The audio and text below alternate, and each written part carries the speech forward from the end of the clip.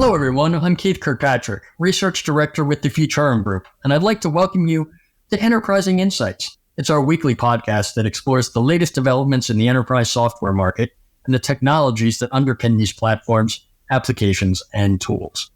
This week, I'd like to talk about Oracle CloudWorld 2024, covering the major announcements and takeaways from the event. Then, I'd like to get into my Rant or Rave segment, where I take one element in the market and I either champion it or criticize it. To help me out today, I have two special guests from the Analyst community who also attended CloudWorld.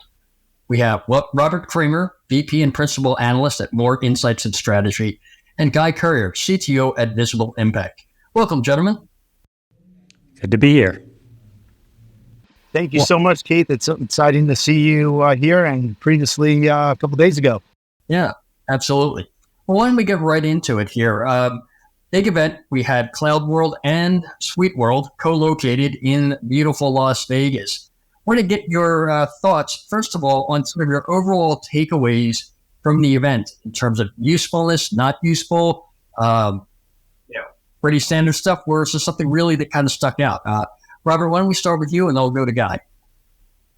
I thought it was extremely well put together. I liked how they did SuiteWorld, which is NetSuite's, and Oracle CloudWorld at the same time. It allowed us to go back and forth. Logistics were a little cumbersome because of where SuiteWorld was in a tent across the street at Caesars. But at the same time, it allowed us to really see both and get a lot out of it. Now, the details we'll kind of get into later, but from that perspective, I thought it was well done. Guy? Yeah, first year for me to attend any of SuiteWorld. And also it was interesting to have them both happening at the same time. Not sure how that happened. Frankly, not sure that was a great idea because I suppose, they have significantly different customer bases in some ways. But for us poor analysts, I did feel a little schizophrenia, especially because SuiteWorld, man, razzle dazzle, wham, bam, thank you, ma'am, what a keynote. And there was a little show, there was dancing, quite impressive. And I also thought that kind of went with the user interface makeover that NetSuite has just launched. I do think it's kind of like, going for a fine meal. It's not just the taste of it, it's the presentation of it. It makes it more of a pleasure to use. I thought that was kind of a big deal on the NetSuite side. We'll talk about a lot of other features and stuff. Interestingly, on the CloudWorld side, there were two really big announcements that maybe we'll get into, one being Oracle at AWS, completing the trifecta for Oracle because they're already at Azure and at Google Cloud, as well as enhancements to the Oracle 23 database to, in their words, unify relational document and unstructured databases all in one single query available engine. But it was kind of a meat and potatoes side to my mind from the Oracle side, and the razzle dazzle, which I'm trying to emphasize is not purely this is a productivity issue, but the razzle-dazzle side from NetSuite. Well, yeah, it's interesting you mentioned that because just to give my impression, when I think of what NetSuite did, they really impressed me. Obviously, it was kind of a neat opening there, kind of a mini Sphere experience. I think that's what they're kind of going for.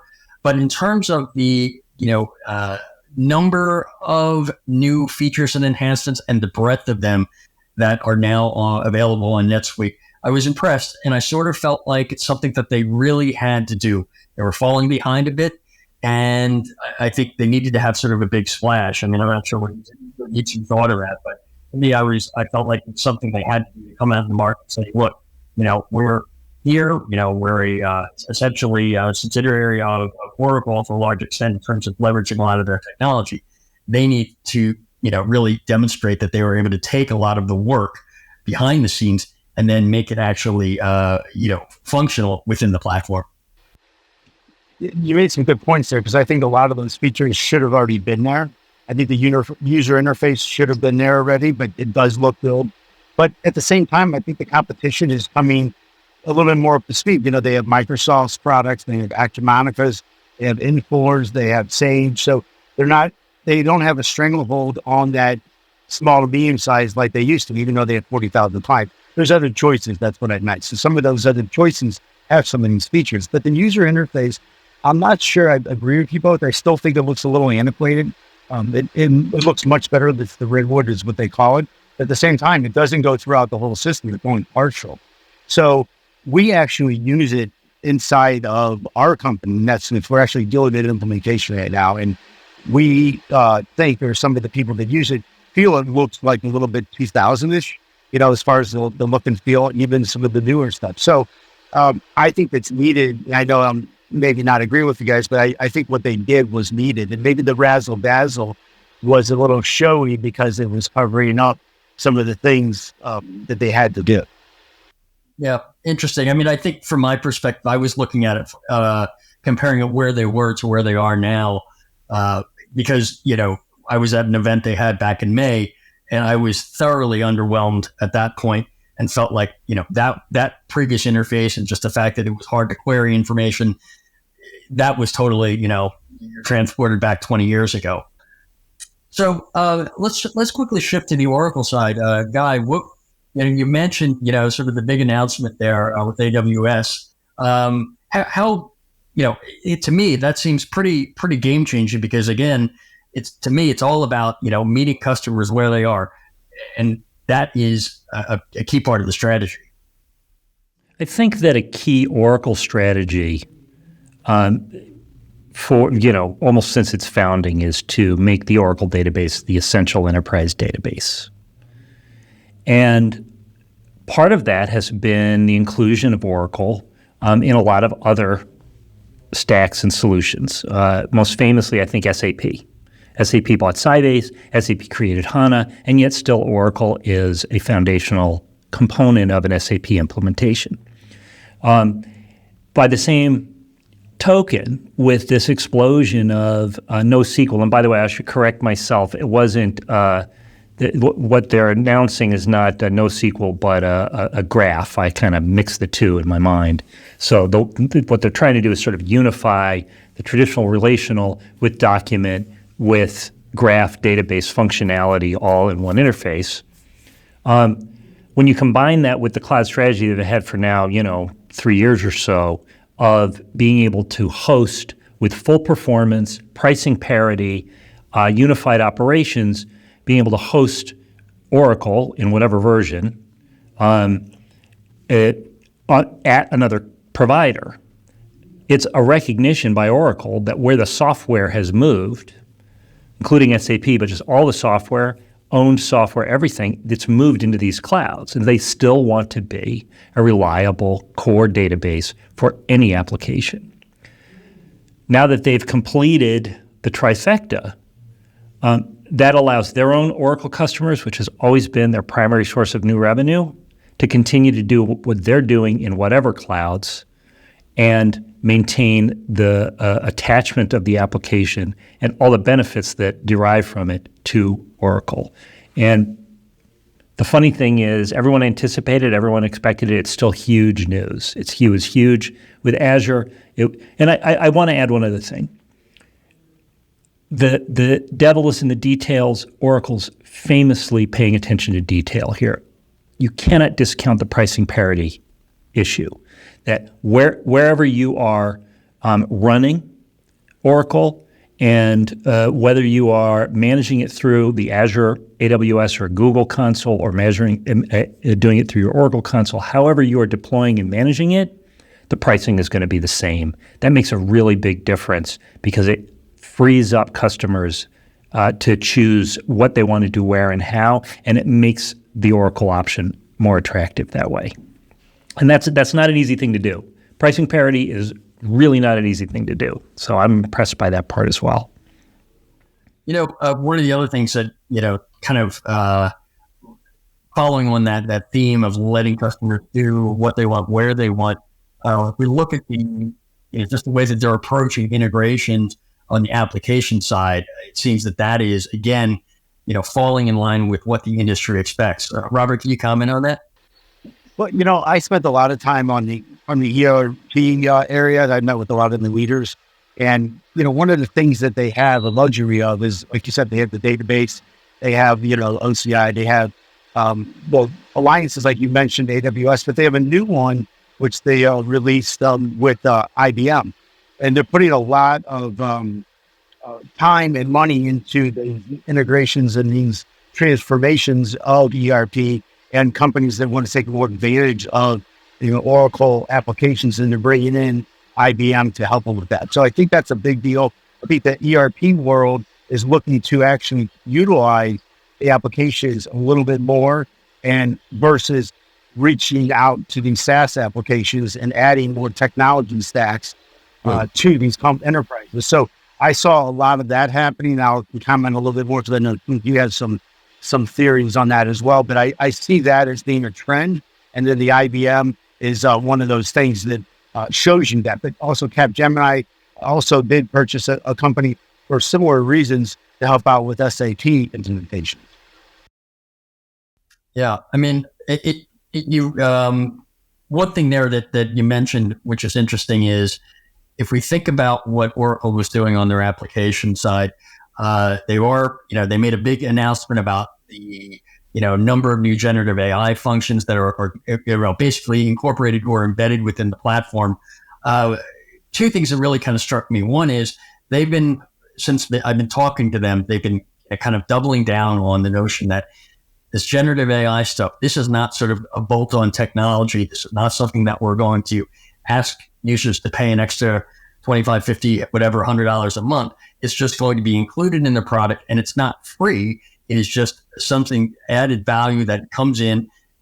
Customers are paying for that license, and generative AI is essentially a core component of that functionality.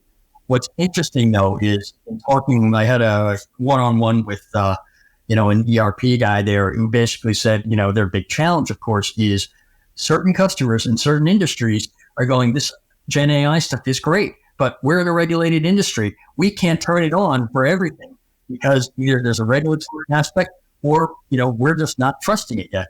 And I'm just curious to see, what you guys think about, Oracle's approach with this, because obviously they're definitely doing the whole, hey, come to the cloud here, let's make sure that you're on the cloud, and we're going to give you all of this great generative AI functionality. Is that enough to get folks to migrate? I mean, I know we can talk about, one of their competitors, SAP, who have been obviously beating the drum on that for the last several years.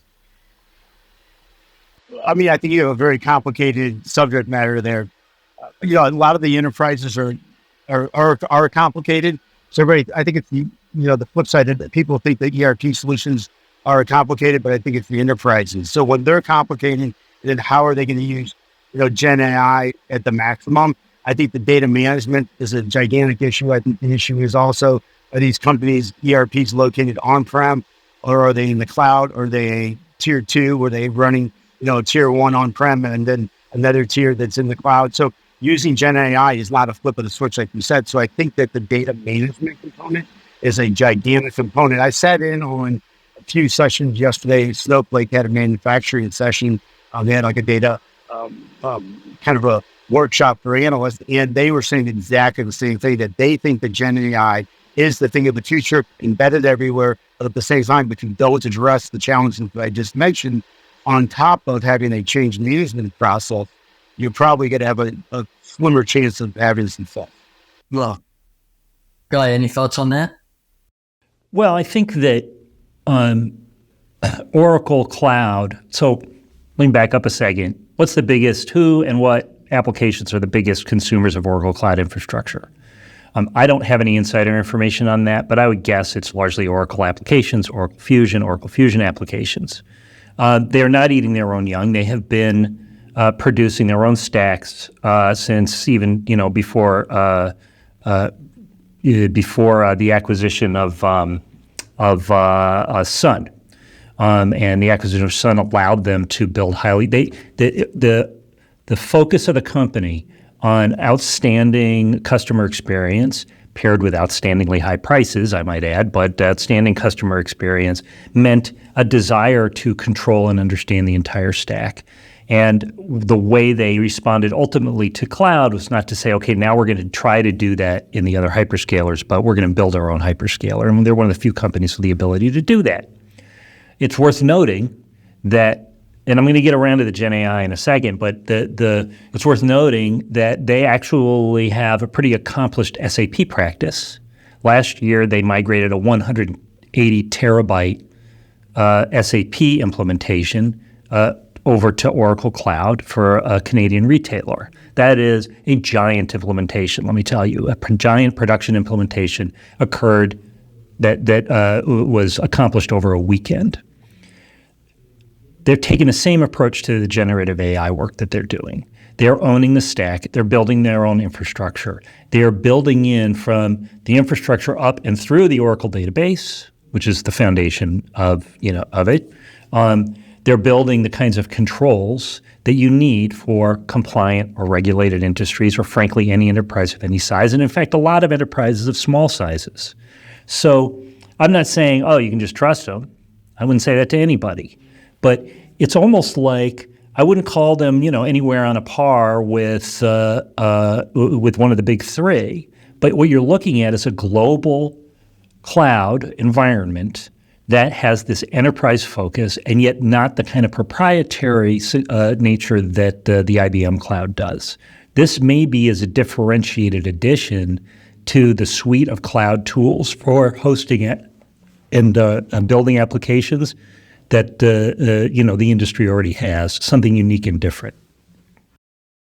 Yeah, that's interesting. I mean, I think, the fact that they own the entire stack, I mean, that's something that they've been leaning into for quite some time, and rightly so, because that gives them cost certainty in a way that many, many other vendors that they compete against, whether we're talking ERP or we're talking CX, whether we're talking, CRM, whatever it might be, that a lot of their competitors don't have. And that's why they can go out and say, hey, we're not ultimately concerned about, trying to figure out on the back of the napkin how we're going to make this Gen AI stuff work from a cost perspective, because they're the ones who can obviously have much greater control over it. And, and certainly the other thing is, and this is something I've been hearing quite a bit, is when generative AI sort of jumped into the public's consciousness, there was a lot of talk about how expensive it is. And it is. But, as any technology sort of starts to mature, you do start to see declines in price. And certainly a large, full stack vendor like Oracle is going to benefit from that, perhaps more than some of the ones that actually don't own the technology. Yeah, and I think both of you guys are amazing points. The technology is absolutely there with Oracle, but my point was to actually have a business impact, to actually have, success. I think there's some things that need to happen on the other end for the customers to be prepared to actually follow through and take it the whole way, where they see that business impact, because that's what it's all about. Is it expensive? Are they able to execute? Do they have the staff? Also some pretty big issues. And is the data ready for AI? But, according to Larry, whom, we'll probably talk about him, he was fabulous. He thinks that everybody's ready, and, it should be, a fabulous implementation no matter what. But he's a pleasure to listen to. What else is he going to say? There's an interesting, though, Robert, tell me what you think. There's an interesting opportunity here if you're an application manager or enterprise architect or other strategist. Actually, let me put that a different way. If you're fulfilling that role in a smaller company, in a company that doesn't warrant a role like that, you're some form of an IT strategist or a CTO in a smaller company. Oracle has not exactly been out of reach to you historically, but the kind of investment that you need to make, not just in money, but in time and in talent development and management and so forth, to take advantage of these Oracle stacks has normally been considerable. But when Oracle embraced the cloud, the public cloud with OCI, I might make these remarks about how the prime customer for OCI is Oracle itself, including NetSuite, incidentally. I might say that, but in fact, it's still an open cloud that anyone can start using. And there are all kinds of levels of ability to take advantage of whether it's the database, Oracle database, or Fusion, or anything else, even as a smaller firm. And that's clearly an opportunity Larry is pursuing. But it's also an opportunity, if you are paying any attention to this news, that it's something, and just like every cloud, you can try and then leave. You can be agile and nimble as a large enterprise using smaller investments and shorter-term investments, and you can act like more of an enterprise as a smaller firm. I think that's a really interesting development. I'm not sure we're there yet, but that was what I started to sense a couple of years ago from Oracle. Well, it gives a turnkey, technology opportunity. So a lot of these companies, they're not having to go to multiple companies to get the technology. I think that's the references. But even if it's more expensive, the indirect cost saving probably make it less expensive. Yes, because of all the management that you get with it. Mm-hmm. Yeah, think of autonomous database. Area.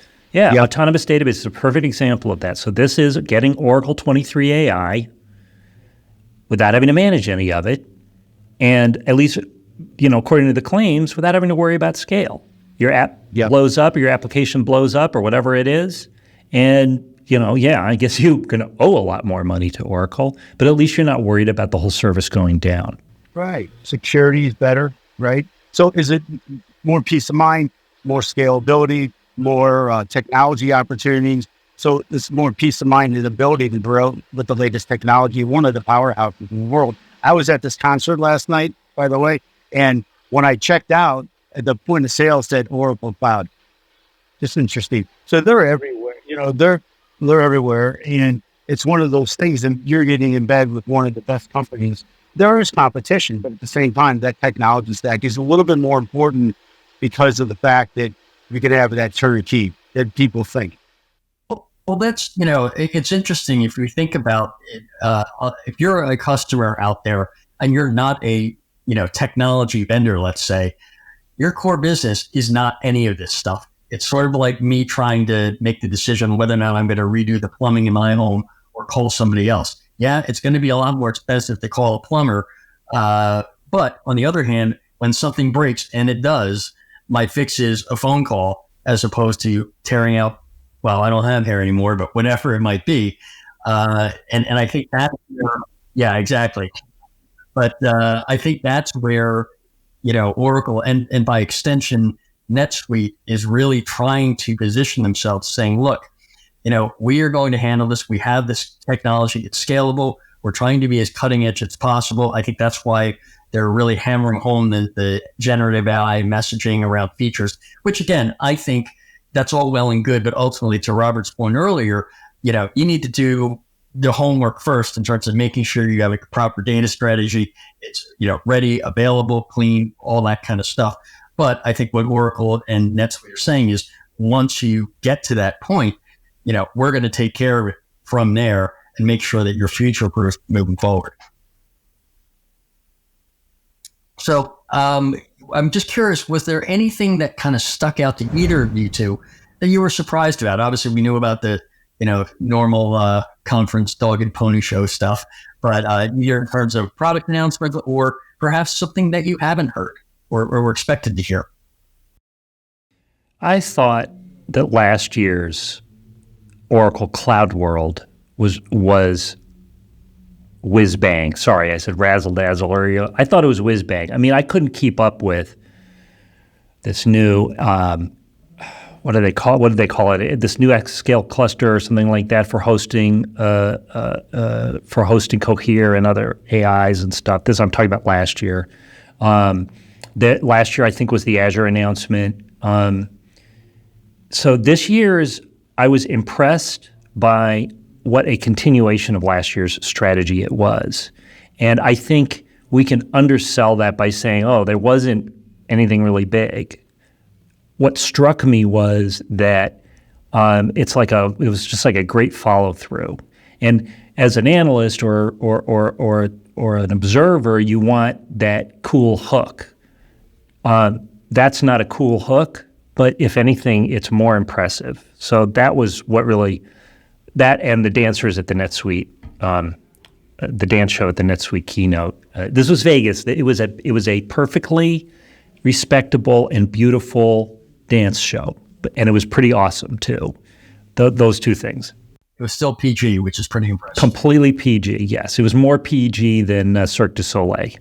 Well, Robert, what about you? Anything kind of jump out? I agree. It's a continuation. But at the same time, I felt like Safra, the CEO, I was so impressed with her last year. I didn't think she was as impressive for some reason. I think every time I hear her, she is.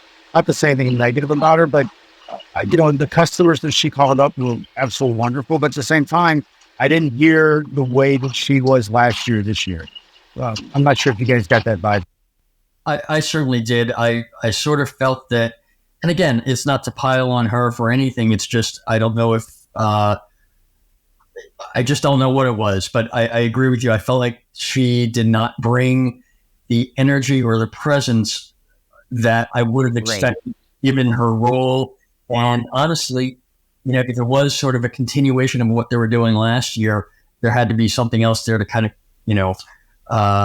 create this big, Vegas-like neon sign, like, hey, we're still doing some really amazing things, which they are. But I sort of got that same impression with her. Just one more thing. I think some of these conferences, I know they take a tremendous amount of effort to put on. They're expensive. And, it's hard to decide which parts and sessions you want to have and who speaks. But they should be limited to 2 to 3 days. They go on, and I think that the people attending them after 48 hours are probably about done with being able to attend a session and get anything out of it. I'm not sure what you guys think, but sometimes after 2 hard days, you're probably puffed because everybody does stuff at night.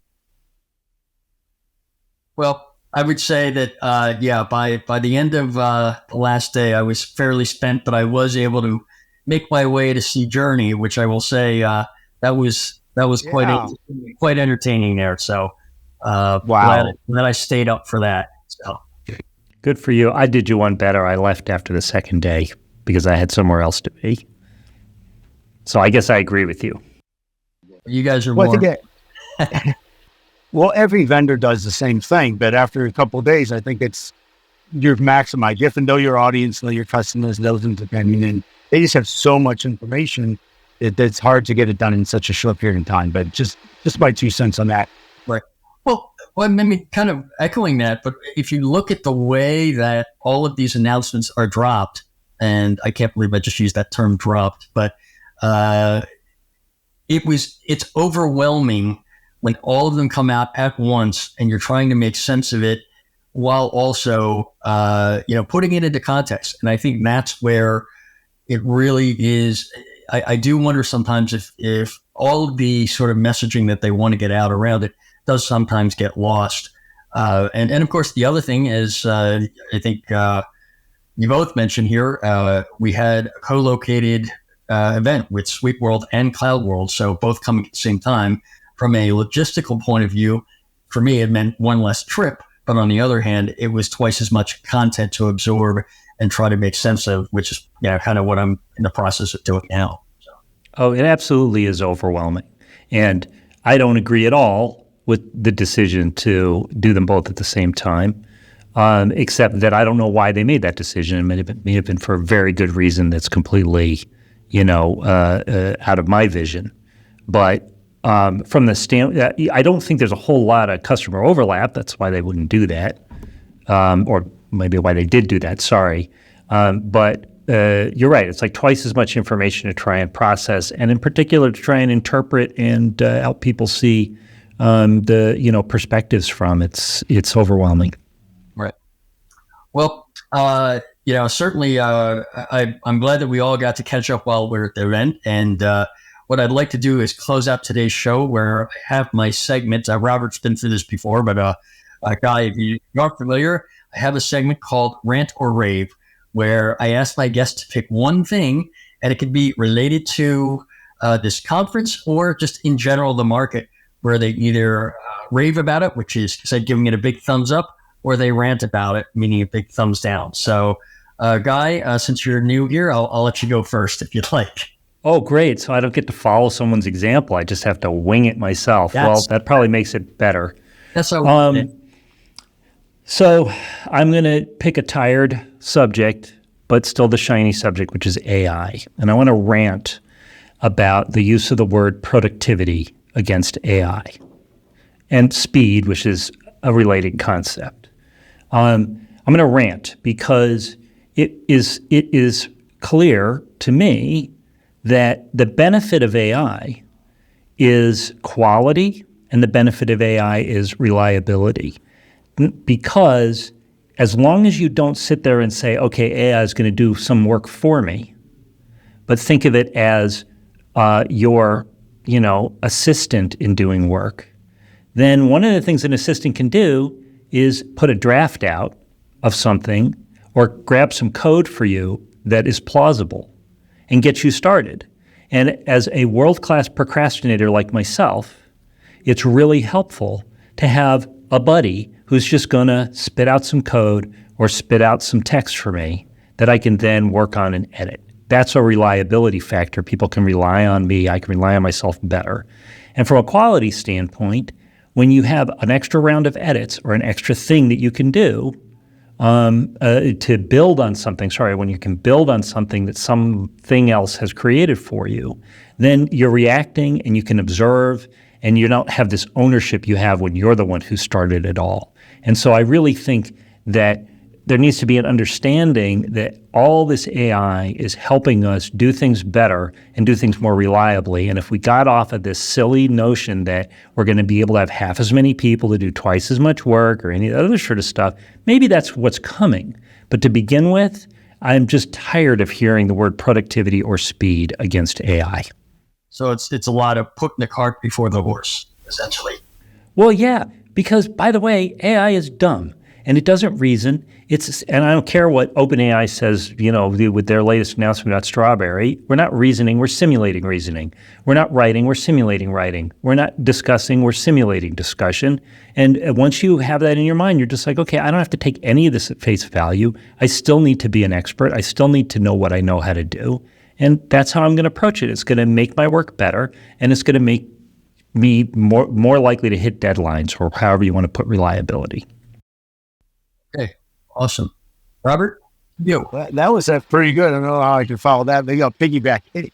I agree with you, but I'm going to rant a little bit that your shop has to be set up. There has to be some responsibility for the companies and to focus not on the features of what AI can do, but the business impact. And there has to be a process in place. There has to be transparency to, throughout the company, the understanding of what it does and what it can do, and to have that data management structure put in place. But it's kind of a sequence of things. So you have to have the people, you have to have the data, you have to make sure that your application know what the results are going to do with the AI embedded. And then first of all, what you're actually trying to do, and then working your way backwards and then get it done. Because if the fact is, a lot of these companies are not even sure what AI is going to do for them, but if they don't know, then how are they going to execute? So that change management process and putting the people in place and owning that responsibility is a big deal. I don't think the companies, they want to push the responsibility to the vendor. And that's one of the things, because in the ERP world, I understand that, because the finger pointing was there, but at the same time, the company didn't set things up properly. They have to own this, and they have to know what AI is going to do. If they don't do it, you should suspect failure, because it's a big deal. On the flip side, you follow everything that you guys have been talking about, and you execute, success will be there. So it's there. I think the percentage of AI success is probably 50% or less right now. So I think that's getting high remarks of what it can do, but it hasn't done it yet. But we're optimistic. All right. Okay. Interesting take. I'm actually going to rave about something, and it honestly has nothing to do with what I've heard at Oracle or NetSuite. It was really another vendor conversation I had about generative AI, and their approach really was saying, look, we know that, everyone is talking about, we're going to be having thousands of agents, basically replacing human workers, so forth. And they're saying, no, we're going to take this a lot slower, because in the reality of the situation, particularly for regulated industries, certain companies, they are not going to be wanting to go at this at warp speed. They want to take a very stepwise approach and say, okay, like Robert was saying, let's figure out why is it that, when we use AI right now, we still get duplicates and things like that? Well, because you actually haven't cleaned your data to begin with. And, why is it that people can't see the real value in AI? Well, because you're doing it in such a way where you're almost abstracting away what's really going on and looking at how the data is actually being pulled together. And unless you have that, you're never going to get that confidence that it's not some magic black box where there's, who knows what's going to happen. And obviously there are a lot of other things that go into that in terms of different strategies for grounding and tuning and all that. But ultimately, when we're talking about ultimate business decision makers, often the C-suite, they're not going to want to get bogged down in that. They're going to want to just make sure that they take a very measured approach. And this vendor that I spoke with, I'm not sure they're ready to let me say who they are, but they basically said they're going to take a much more cautious approach to rolling out features because they believe that is actually going to yield a greater benefit and actually more trust in them, in that vendor, as opposed to the ones that are just saying, hey, we have all these new agents and just trust us and give us a ton of money and, whiz bang, here are the results. Whiz bang, razzle dazzle. There you go. Meat and potatoes. Good callback. Well, gentlemen, that's all the time we had today. So I want to thank you, Guy, and thank you, Robert, for joining me here on Enterprise. Thank you. Yeah, thanks. It was a pleasure. All right. Well, I'll be back again next week with another episode focused in on the happenings within the enterprise application market. So thanks to all of you for tuning in, and be sure to subscribe, rate, and review this podcast on your preferred platform. And we'll see you next time.